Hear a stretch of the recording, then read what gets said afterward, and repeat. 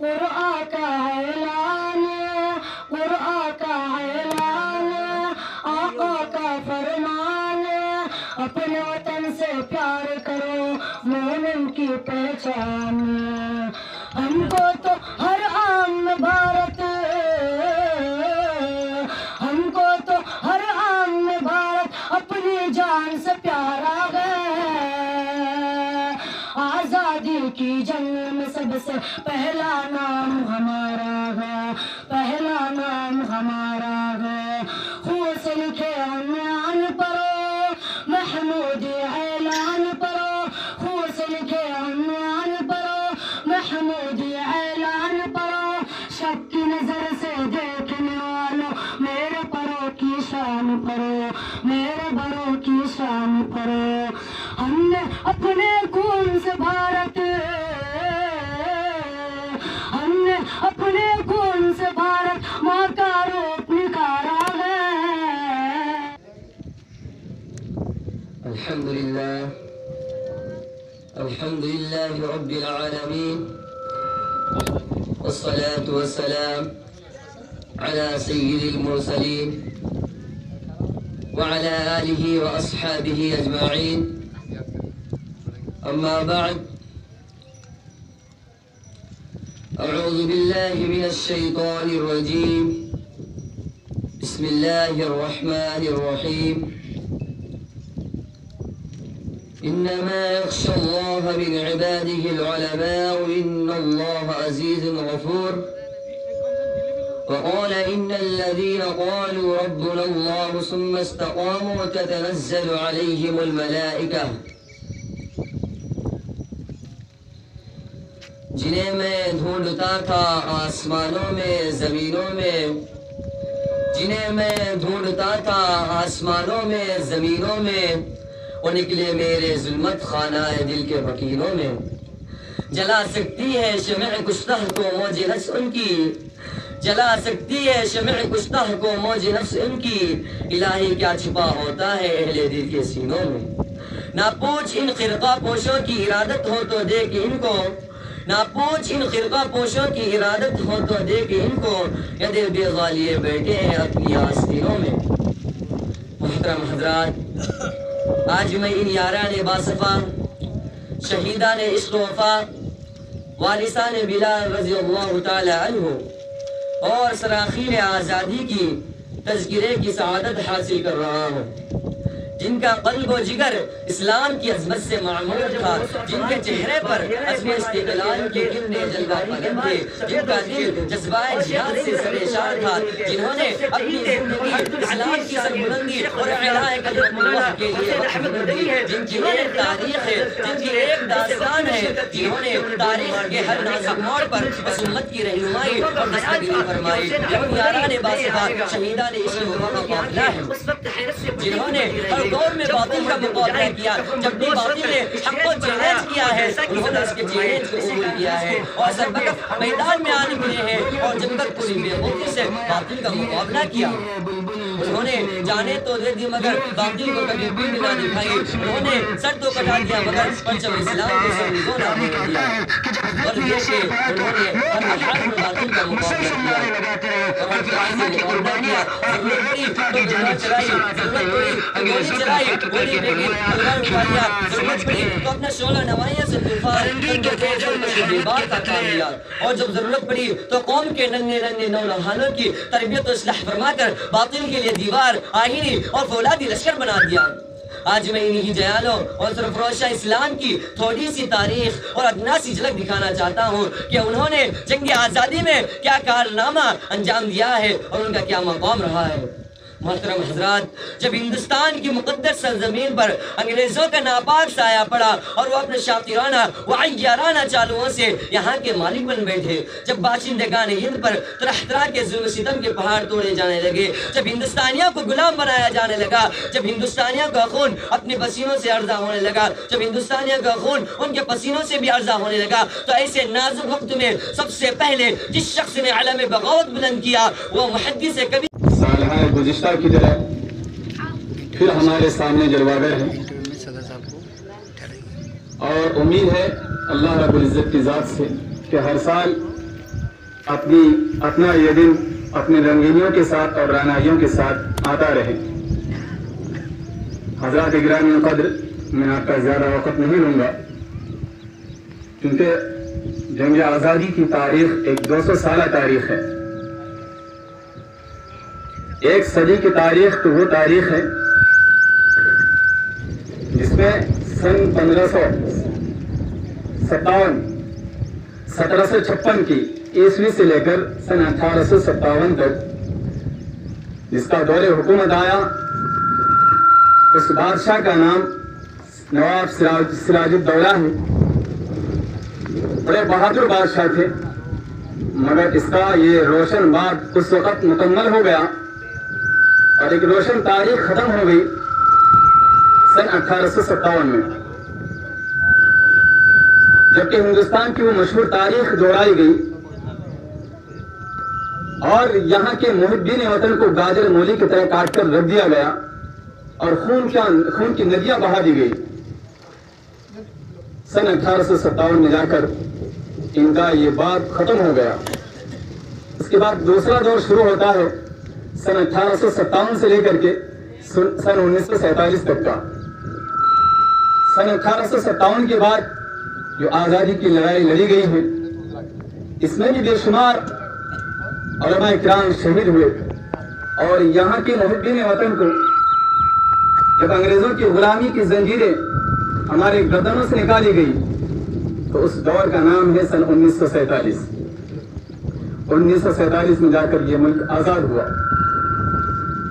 ان دونوں تاریخوں کا اگر ہم جائزہ لیں تو اگر پہلی تاریخ لیا جائے سن 1756 سے لے کر سن 1857 تک، یہ جو ایک صدی کی تاریخ ہے، اس میں تنہا مسلم قوم نے آزادی کی لڑائی لڑی ہے اگر دیکھا جائے تو، اور انہوں نے ہمارے عمراء روسار شاہانہ مملکت نے اور ہمارے علماء اور صلحاء اور اکابرین دین نے اپنے خانقاہوں کو چھوڑ کر، اپنے مسندوں کو چھوڑ کر میدان جہاد میں نکل پڑے اور اپنی جانوں کو قربانی دے دی۔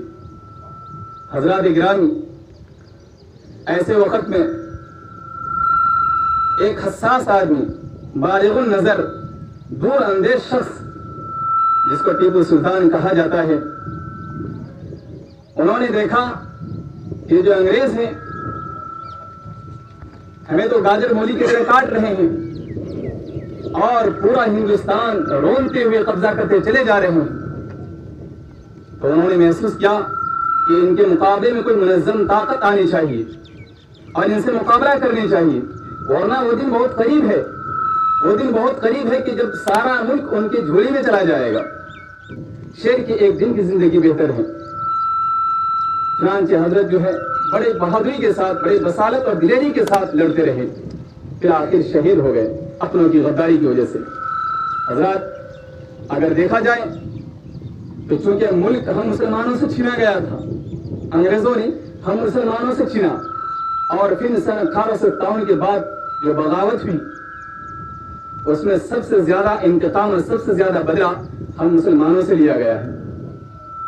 ہمارے محلے کے محلے اجاڑ دیے گئے، مساجد کو ویران کر دیا گیا، علماء کو تختہ دار پر لٹکا دیا گیا، تقریباً 30 لاکھ سے زائد مسلمانوں کو شہید کر دیا گیا۔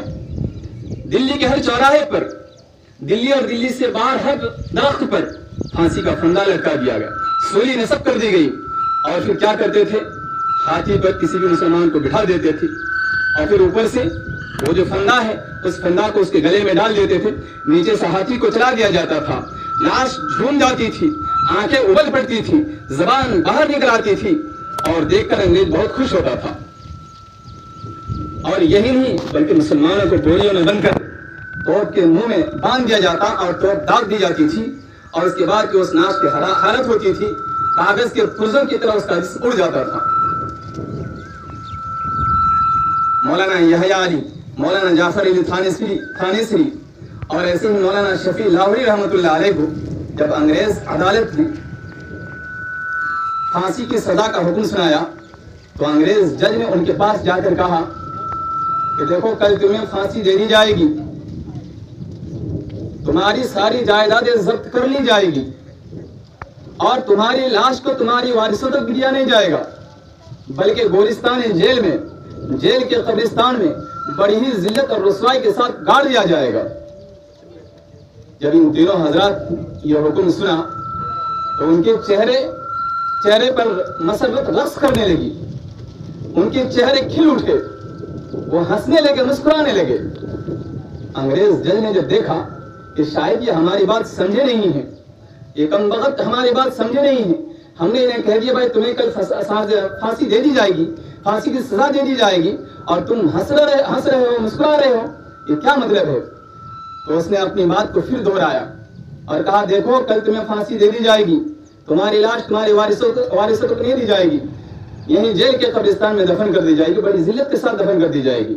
अगर कोई कौम किसी कौम को दबाने की कोशिश करती है, मैं ये खुद से नहीं कहता हूँ बल्कि तारीख के औरात बोलते हैं, और ये तारीख भी उन लोगों ने लिखा है जिन्होंने जंग आज़ादी लड़ी है और वहाँ की सऊबतें और तकलीफें बर्दाश्त की है, माल्टा के जेल खाने की तकलीफें बर्दाश्त की है, काले पानी की सजाएं भुगती हैं और ऐसे ही तरह तरह की तकलीफें उन्होंने बर्दाश्त की है। और यही नहीं बल्कि उन्होंने अपने आबा व अजदाद को सूलियों पर लटकते देखा। उन लोगों ने ये तारीख लिखी है और उन लोगों ने कहा है कि ये जंग आज़ादी सिर्फ एक फिरके की लड़ाई, एक फिरका ने नहीं लड़ी है बल्कि तमाम फिरकों ने लड़ी है, तमाम कौम ने लड़ी है। तो अगर कोई कौम किसी कौम को नीचा दिखाने की कोशिश करती है तो वो कौम ही गद्दार वतन समझी जाएगी कि ये मुल्क आज़ाद है, इसे आज़ाद रहने दो। तमाम अक़वाम का मिलजुल कर रहना यही मुल्क की सालमियत का सबूत है। मेरे मोहतरम बुजुर्ग दोस्तों, बातें तो बहुत सारी हैं, उतना टाइम लेना नहीं है क्योंकि मेहमान किराम भी आए हुए हैं, बाहर से आए हुए हैं। तो कहने का मकसद ये है कि यहाँ तमाम अक़वाम आलम का मिलजुल कर रहना ये हमारे मुल्क की सालमियत की सबूत है। अगर मिलजुल कर नहीं रहेंगे तो फिर मुल्क की सालमियत को खतरा है कि कहीं मुल्क टुकड़ा ना हो जाए। आज के कुछ अनासिर पसंद यही चाहते हैं। मेरे दोस्तों, मुल्क के आज़ाद होने के कई साल बीत चुके हैं, कई साल गुजर चुके हैं। अंग्रेजों की एक पॉलिसी थी डिवाइड एंड रूल, बांटो और हुकूमत करो। तमाम अक़वाम में, तमाम मजहबों में, मुस्लिम और हिंदू में, सिख और ईसाइयों में और दूसरे धर्म के मानने वालों में उन्होंने नफरत की बीज बोई और इसी नफरत के नतीजे में वो लोग यहाँ हुकूमत करते रहे। दरअसल ये कि उन्होंने यहाँ पर जो हमारे जुल्म ज़्यादती की है इसमें हमारी भी बेवकूफ़ी शामिल रही है। उन्होंने जहाँ पर हुक्मरानी की है इसमें हमारा भी कसूर है, हमारा भी अमल दखल रहा है।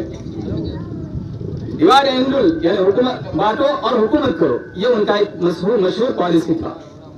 जब हमारे दानिशवरान कौम ने इनकी पॉलिसी को समझा तो लोगों को आगाह किया, लोगों को बाखबर कराया, लोगों को मुतनब्बे कराया कि ये लोग अपने पॉलिसी के जरिए से हमारे को हुकूमत करना चाहते हैं और यहाँ जो हमें गुलाम बनाना चाहते हैं।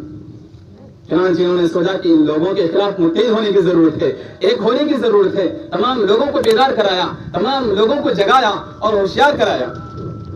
चुनांचे उस लड़ाई में, जंग आज़ादी की लड़ाई में, तारीख मौर्रिख लिखता है कि 23,000 नहीं बल्कि 30 लाख लोगों की शहादत हुई है, तकरीबन मुसलमानों की। मगर कुछ लोग कहते हैं कि ये मुल्क हमारा है और हमारा ही है। मैं कहता हूँ इस मुल्क की आज़ादी में सिर्फ हिंदू भाइयों का हिस्सा नहीं रहा है, इस मुल्क की आज़ादी में सिर्फ मुसलमान भाइयों का हिस्सा नहीं रहा है, इस मुल्क की आज़ादी में सिर्फ सिख भाइयों का हिस्सा नहीं रहा है, इस मुल्क की आज़ादी में सिर्फ ईसाई भाइयों का हिस्सा नहीं रहा है, बल्कि मेरा कहना यह है कि इस मुल्क की आज़ादी में सबका हिस्सा रहा है।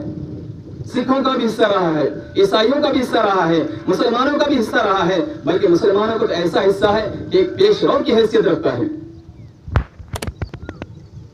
फिर भी ये कहते हैं कि ये गद्दार वतन है। तो मेरे मोहतरम बुजुर्ग और दोस्तों, कहने का मकसद ये है कि आज जो भी ये नारे बुलंद कर रहे हैं और कहते हैं कि ये लोग तो देश रुई है और देश के गद्दार हैं, हम देश के गद्दार नहीं, हम मुहिब्बीन वतन है, हम पक्का मुहिब्बीन वतन है। वतन के हमें कुछ भी करना पड़े आज भी, तो आज हम सब लोग तैयार हैं। तो मेरे मोहतरम बुजुर्ग दोस्तों, हमें वह हिंदुस्तान चाहिए जिसमें नफरत का माहौल न पाया जाए, हमें वह हिंदुस्तान चाहिए जिसमें कोई फसाद का माहौल ना मिले। हमें वह हिंदुस्तान की जरूरत है, उस हिंदुस्तान से आजाद होने की जरूरत है जिसमें मॉब लिंचिंग पाई जाती है। हमें उस हिंदुस्तान से आजाद होने की जरूरत है जिसमें नफरत पाई जाती है, जिसमें बंटवारा पाया जाता है, जिसमें गलत सोच पाई जाती है। तो आज हमारा मुल्क अंग्रेजों से आजाद तो हो गया है, मगर अंग्रेजों की सोच से अभी तक हम आजाद नहीं हो पाए हैं। अंग्रेज़ों की सोच क्या थी? अंग्रेज़ों की सोच थी नफरत वाली सोच, लड़ाई झगड़ा पैदा करने वाली सोच, मुस्लिम और हिंदू में लड़ाई पैदा करने वाली सोच। तो मुल्क से तो हम आज़ाद हो गए, ये बड़ी खुशी की बात है, मगर उसकी सोच से हम आज़ाद नहीं हुए, उनकी नफरत से हम आज़ाद नहीं हुए हैं। हम अल्लाह तबारक व तआला की ज़ात से यही उम्मीद करते हैं तो अगला जो हमारी और ता क़यामत जब तक ये दिन आता रहे, हम सब मिलजुल कर रहें और हमारा मुल्क लम्हा ब लम्हा तरक्की करता रहे, हम तमाम लोग यहाँ मुत्तहिद और इत्तिहाद के साथ रहें। व आखिरु दावाना अल्हम्दुलिल्लाहि रब्बिल आलमीन। तमाम बिरादरान वतन को बहुत बहुत सलाम है। आज के इस मुबारक दिन के मौका पर मैं मोहम्मद जाबिर कासमी, एक अदना सा मुअल्लिम दारुल उलूम रशीदिया गवर्नली बीदर से आप सभी हजरात को एक पैगाम देना चाहता हूँ। ये दारुल उलूम रशीदिया की सबसे अव्वलन की तारुफ़ कर दिया जाए। दारुल उलूम रशीदिया एक गांव गवर्नली में वाक़ है और तकरीबन आज से 16 साल से मदरसा और इदारा चल रहा है। कुछ नौजवानों की और कुछ बुज़ुर्गों की राय से या असल में ये मदरसा लालवाड़ी में चल रहा था आज से 11 साल पहले, और उसके बाद कुछ नौजवानों की और बुज़ुर्गों की राय और मशवरे से वो मदरसा यहाँ लाया गया। चूँकि एक मस्जिद थी जो गैर आबाद मस्जिद थी, 550 साल पुरानी गैर आबाद मस्जिद थी। इस मस्जिद की हालत बहुत खस्ता थी, गाय बैल यहाँ बांधा जाता था। तो हमारे अकाबिर ने, हमारे बुज़ुर्गों ने ये मशवरा दिया कि बजाय लालवाड़ी में मदरसा चलने के उस मदरसा को वहाँ गवर्नली में चलाया जाए ताकि मस्जिद भी आबाद हो जाए। तो उन लोगों के मशवरा से ये मदरसा यहाँ मुंतकिल कर दिया गया। अब अल्हम्दुलिल्लाह 11 साल से मदरसा चल रहा है, लेकिन मदरसे की हालत ये है और माली हालत ये है कि मदरसे में जो कमरे हैं, जो रूम हैं, वो टीन पोश हैं अब तक। और अल्हम्दुलिल्लाह इस साल मदरसे का तामीराती काम भी चालू हो चुका है, जिसमें 5 कमरे बन रहे हैं।